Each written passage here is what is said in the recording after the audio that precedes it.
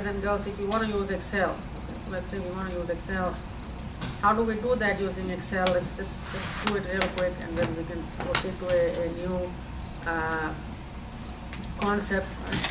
So let's say we are trying to do these question and answers in Excel. Right? How do we do it? Let's try the first one. Just copy and paste it here. That's number one. All right, compound interest. To what amount will the following accumulate to? And we are given, let's say, 5,000, 10, and 10, right? So our 5,000 is the present value, right? Right? Mm-hmm. I by Y is 10, right? N is 10, right? All right, so all we have to do right now is go to, and I'm going to show you like really quickly. So you can do, all right, we are solving for present value, future value, okay? So I'm going to click on FV, go. That is my FV button. So my rate is going to be 10. Well, it's actually 10%. Okay, so let's change it to 10%. And I can just do 10% over there, but let's do 10% here. So again, FV. You just Let's do 10%. Okay. Number of periods is 10. My present value is 5,000. Okay. So again, the present value has to be a negative number. Remember, you can either put a negative over there or you can put a negative over there. It's up to you. And there is our answer. Very easy, right? But again, a disclaimer: only my online classes can do, use the Excel. But you guys, because I can't monitor you and stuff, you can't even use it. Let's do number 2 real quick. Let's do again. This is solving for the n. Many of you might already know this. Alright, so my PV is 500 here.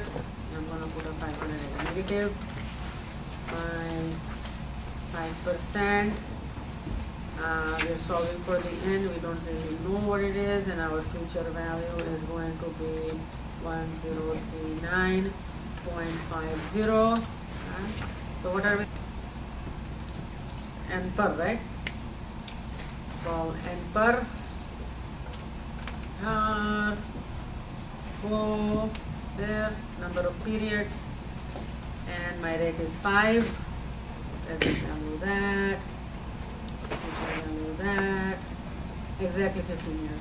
Good enough. All right, 2 more, and let's just do the I by Y, and then I think people can do the present value by themselves. Pretty easy thing to do.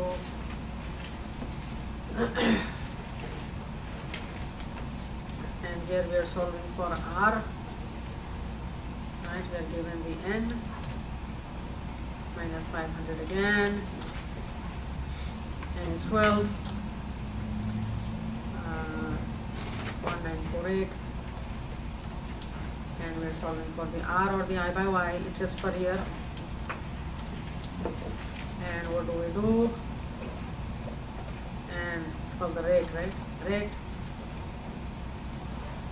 Alright, n per 12, minus 500, 1948.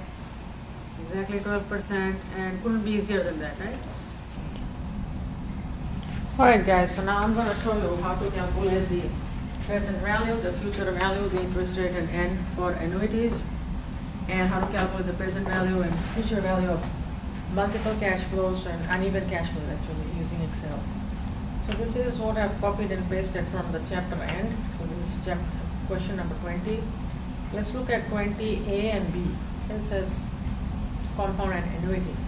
What is the accumulated sum of each of the following streams of payments? Okay.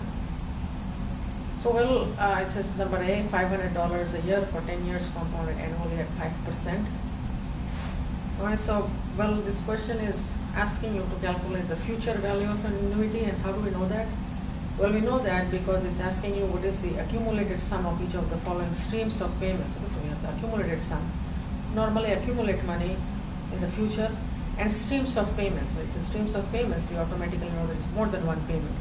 We have $500 a year for 10 years compounded annually at 5%. We have $500 each year for 10%. So our $500 is the payment here. 10 is the N.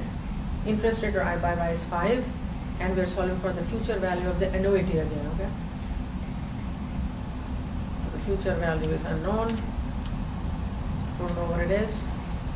PMT 500 and 10 R or interest rate I by Y 5, and we are again solving for the future value of the annuity, okay? So we're going to type in PMT, go.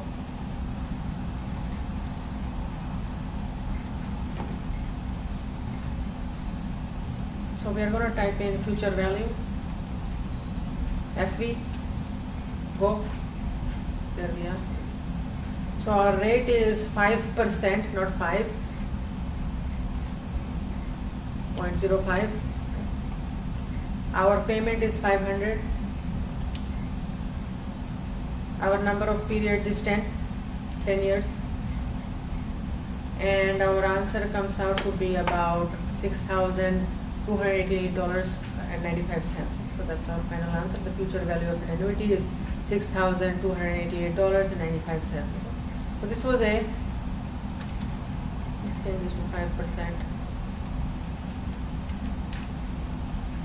And let's go to B now. Very similar. The only difference is the numbers have changed now. So again, we are trying to calculate what the future value of the annuity is. And given to us is a payment of $100. Our N is 5 years. Our R is 10% this time. And we need to calculate again the future value. So let's go back again. You can either make changes over here. I like to do it the old-fashioned way over here.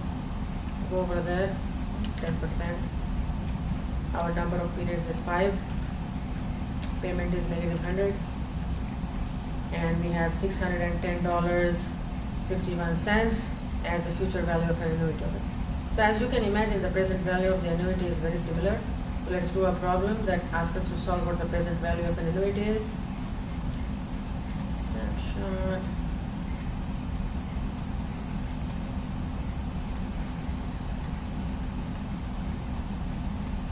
Let's try A and B again. And it says again, what is the present value of each of the following annuities? $2,500 a year. So you know when it says $2,500 a year, you already know that will occur every year for 10 years in a row. So we have the present value. You don't know, that's an unknown. Our PMT again is 2,500. N is 10 years. I by Y is 7%. Or let's just write rate of return or interest rate is 7%. And we need to know the PV again, so we just go to FX, type in PV, go, double click, right, our rate is 7%, number of periods is 10, payment is 2,500, and the present value comes out to be that number over there. It's 17,558.95. I mean, again, question again. Let's read the question again. It says Nikki Johnson, a sophomore mechanical engineering student, receives a call from an insurance agent who believes that Nikki is an older woman ready to retire from teaching. He talks to her about several annuities that she could buy that would guarantee her an annual fixed income. Annuities are as follows. So we have annuity A, $50,000 initial payment, amount of money received per year, $8,500. Duration of annuity, 12 years. B, $60,000 initial payment, amount of money received, $7,000, duration 25. C, $70,000 initial payment, $8,000 amount received every year, and duration is 20 years. Okay? So let's look at each of the annuities. Okay, so we're going to write annuity A, B, and C. So what we're trying to do essentially, and then the question says if Nikki could earn 11% on her money by placing it in a savings account, should she place it instead in any of the annuities? Which ones, if any, why? So we're trying to see what the rate of return is from A, B, and C, and then we're going to compare it to our 11% which she would earn in a savings account, and then say, well, is 11% greater than A, B, or C, the return we get from annuities A, B, or C, or is it less than that? Okay. So see, we have annuity A, B, and C. So for annuity A we have, or let's just do it this way. Annuity A, we have annuity B, and we have annuity C. Okay. For annuity A we have our present value, we have a payment, and we have N. Okay. So we have a present value as negative 50,000. We have our payment as 8,500, and we have our N as 12. Good enough? Dollar. Alright, so this is our A.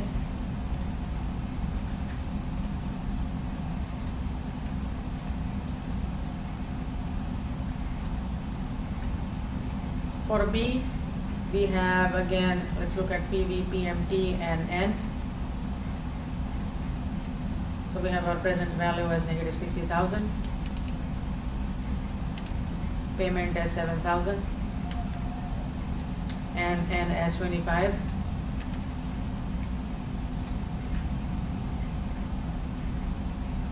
All right.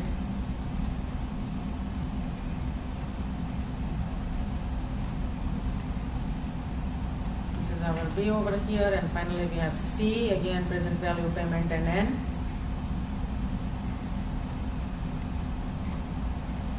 Present value for C is 70,000,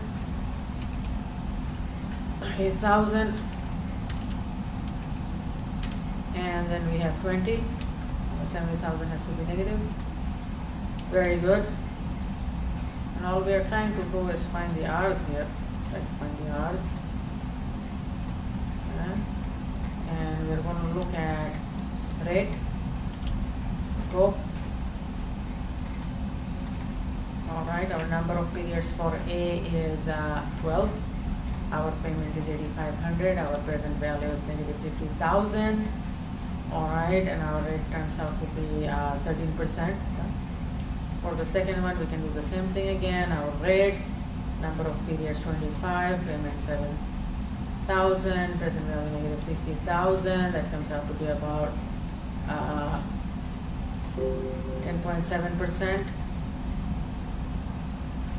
Alright, and finally for C, go back to R again. Number of periods is again 20, payment is 8,000, present value is maybe 70,000, and we come up with 9.6%. So alright, so the question is again, do we choose our 11% savings account, or should we choose one of the annuities? And the answer is we should definitely choose annuity number A, because it's yielding 13.13%, which is of course greater than the 11%. Right. Mr. Bill S. Preston purchased a new house for 80,000. He paid $20,000 down and agreed to pay the rest over the next 25 years in 25 end-of-year payments plus 9% compound interest on the unpaid balance. What will these equal payments be? So they're simply asking you to calculate the payment on the mortgage. So we already know that, well, the house cost 80,000 and he paid 20,000 down payment. So the present value of the mortgage is essentially going to be 80 minus 20, 60,000. Right? Our N is 25, and we have our interest rate at 9%. And all we need to do is solve for payment. Alright, let's do that. So again, we go to our PMT function. There you are. Our rate is 9%. Our number of periods is 25. Our present value is 60,000. And all we need to know is what are the annual payments, and the annual payments are approximately 6,108.38. All right, let's assume that, normally or for practical purposes, our mortgage payments are monthly, right? So what if we assumed monthly compounding in question number 3? So this assumes annual compounding. What if the compounding was monthly? I mean, we don't have such a question over here, but let's just assume that this is monthly compounding. What do we do then? Well, remember we have to make some adjustments, right? So let's make those adjustments and see what happens.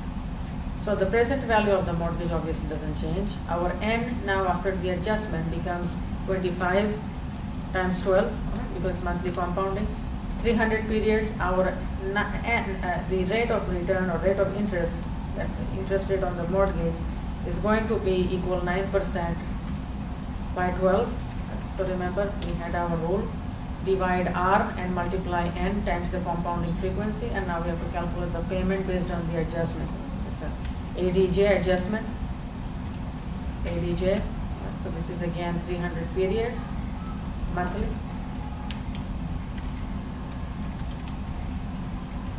Great. So now let's calculate our payment. Our rate is now 9% divided by 12. N per is 300. Present value is 60,000. So our monthly payment, so this is monthly payment comes out to be about $503.52. And this is our annual payment. So if there is a question on your test that tests your knowledge on monthly compounding, you have to just make the adjustments. Okay? You have to divide the R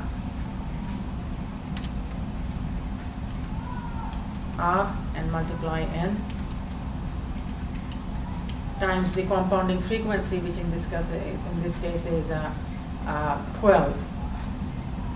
Compounding. So the next thing we are going to do is try to calculate the present value and future value of uneven cash flows. Okay. So I already have a handout. So calculate the present value and future value of these two cash flows with a 10%. Okay. So how do we do that in Excel? So the first thing we're going to do is to calculate the present value. Okay. So PV. What is the PV of these uneven cash flows? And we can use what's known as the NPV function. Go, NPV, double click. Alright, our rate is 10%. And the value is going to be all these numbers.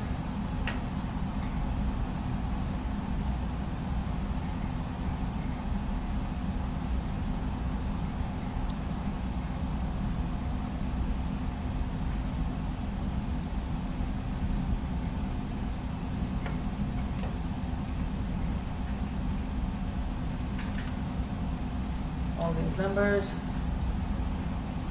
Alright, so not cash flow 0, but everything else. So alright, so how do we go about doing that? Alright, we go to the NPV, we can go click on NPV, neat feature to have. Alright, so the next thing we're going to do is to calculate the present value and future value of uneven cash flows. It's very, very simple, but we're going to start with calculating the present value of uneven cash flows. For that, we're going to use what's known as an NPV function. Right, so NPV, the rate as I told you was 10%. The value, so you're going to, all the values from year 1 to year 6, right? Okay, and that comes out to be about 11,346. And how about the present value of these cash flows? The NPV button again, rate is 10%.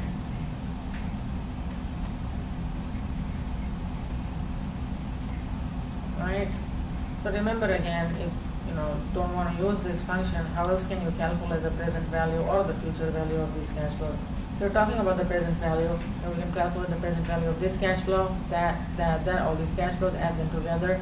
That would give you the present value of all of these cash flows. Or we can use, of course, the NPV button or the NPV function that gives you present value of all of these cash flows. Similarly, here too, we can calculate the present value of each individual cash flows and add them together. So now that we know how to calculate the present value of the cash flow, how about the future value though, right? So again, calculate the future value of this, $500 in year 1, $500 in year 2, $4,000 in year 3, 4, 5, and 6, and add them together. Similarly here, 500, 1,000, 4,000 in year 3, so on and so forth, add them together. Or we could do something else. Okay, so let me show you another way that I really like that can calculate the future value of uneven cash flows very easily. Go to my lecture note, it's in the timeline, and this is it. Present value, future value of uneven cash flows. and these diagrams and timelines are from what's known as the tbmcalcs.com. It's a pretty neat site. You can check it out if you want to. And I'm going to copy and paste the timeline that they have made up in their TBM Calcs website. I really like it. I like this. This is an easy way and easy illustration of how to calculate the present value and future value of uneven cash flow. So we have different numbers now, and we can start with doing this. All right. So we have 100, 200, 300, 400, 500. Well, let me see what rate R is 12%.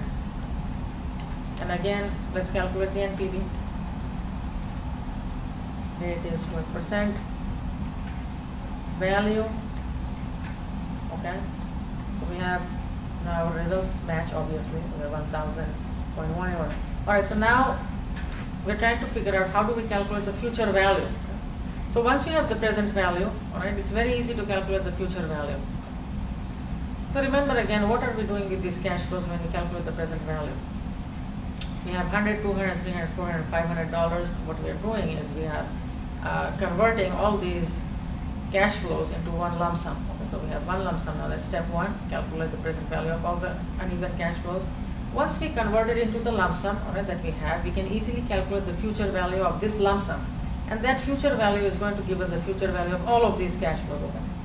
So now, how do we calculate the future value? This was the present value. The future value is nothing but, all right, our present value is given to us. We don't know what the future value is. Our present value, we just calculated it to be 1000.18. Our N, remember, is 5 years, 1, 2, 3, 4, 5. Then we have our I by Y or rate, 12%.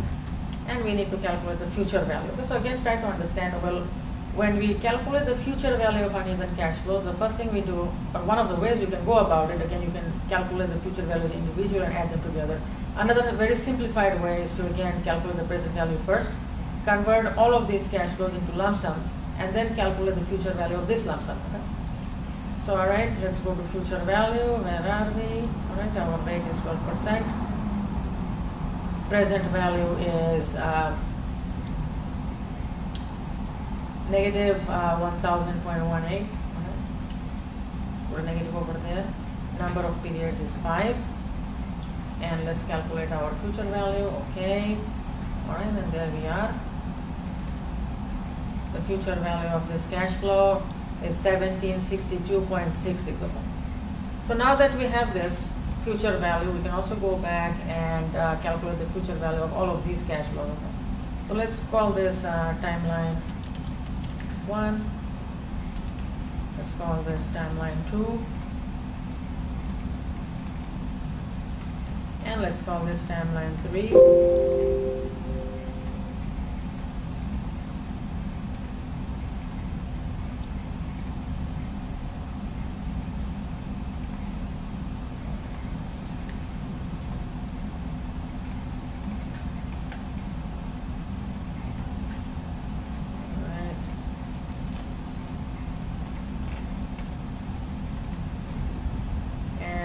Calculate the future values of timeline 1 and 2.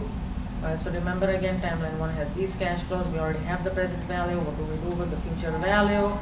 All we need to do is find the future value of this lump sum over here. So let's go back. In the future value, our rate again was 10%, 0.10. Our number of periods was 1, 2, 3, 4, 5, 6.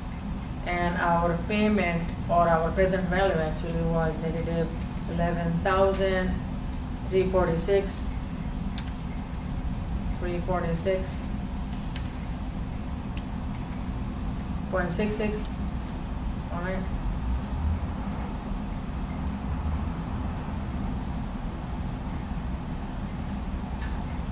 Okay.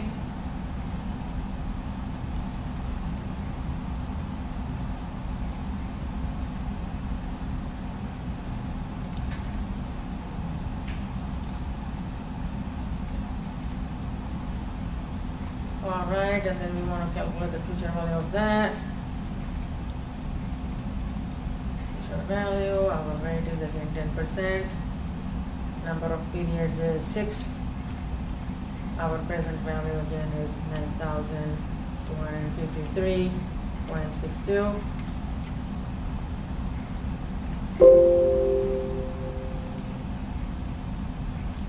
Extra comment there. Value, or it is 10%. 6. Present value is negative 9253.62, and our future value comes out to be 16,393.35.